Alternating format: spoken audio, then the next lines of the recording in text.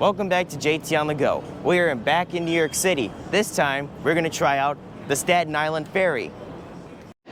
The Staten Island Ferry is a must-see in New York City because it offers the best views of the Statue of Liberty. Here's what the Whitehall Terminal in Lower Manhattan looks like. Timetables are posted with departure times. You'll see more frequent ferries on weekdays than on weekends because people commute Monday through Friday.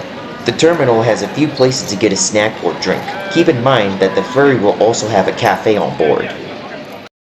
The cost to ride the Staten Island Ferry is $0. Yes, this means the Staten Island Ferry is a free service. Here comes our ride to Staten Island, the iconic orange boats with blue smokestacks. Now it's time to get on. When heading to Staten Island and wanting to see the Statue of Liberty, always aim for a spot on the starboard side of the vessel. The Statue of Liberty faces east, and we will be passing in front of it. An advantage of doing this in the morning is that the sun rises in the east and sets in the west, so it will be at your back when facing the Statue of Liberty and Ellis Island in the morning. Throughout this short trip, we'll be traversing the Upper Bay.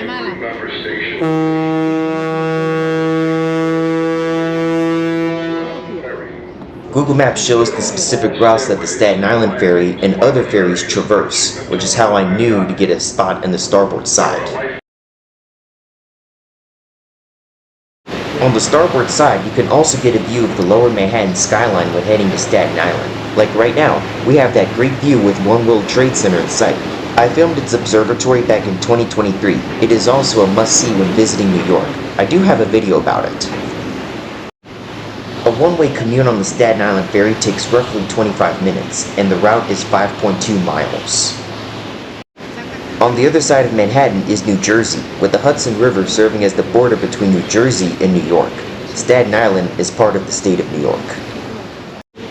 The Staten Island Ferry is also the busiest single-line ferry in the country, but the busiest ferry in the US is the Washington State Ferry, which is a ferry network in Seattle, Washington.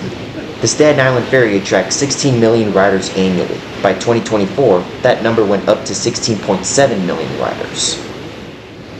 That island that we see straight in the distance is Ellis Island. There's the icon of New York City, the Statue of Liberty. That white boat heading toward the Statue of Liberty brings tourists into Liberty Island, where the Statue of Liberty stands. There is actually an observatory in the statue, located right in the crown, and it is smaller than the observatory in the One World Trade Center.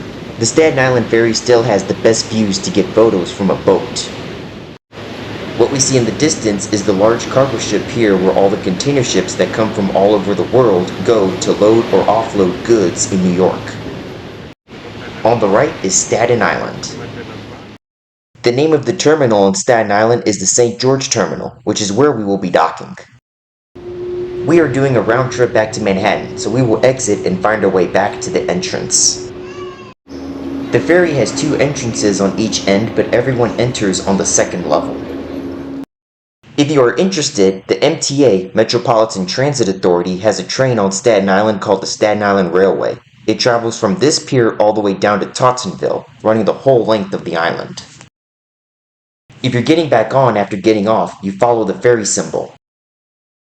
All these people are getting ready to board the ferry that took us here. When traveling to Manhattan from Staten Island in the morning and wanting to see the Statue of Liberty, you'll want to aim for a spot on the port side of the vessel, for the same reasons as previously mentioned. Here's what the cafe on the ferry looks like, but it was closed at this time. We're getting ready to leave. Now we're heading back.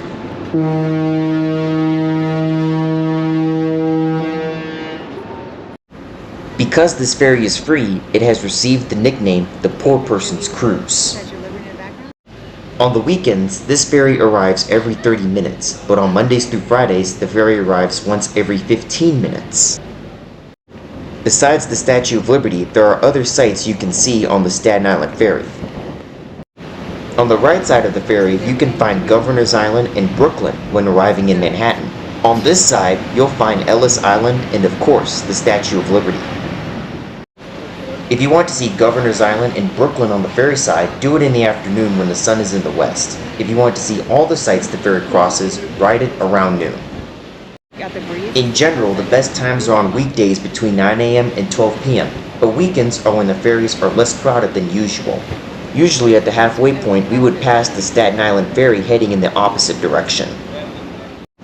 Here's our second pass on the Statue of Liberty. The ferry that travels to Staten Island is closer to the Statue of Liberty because the Staten Island ferries travel on a route where they pass on the right side of each other. Now we're nearing Manhattan. I can see Brooklyn and the Brooklyn Bridge from here.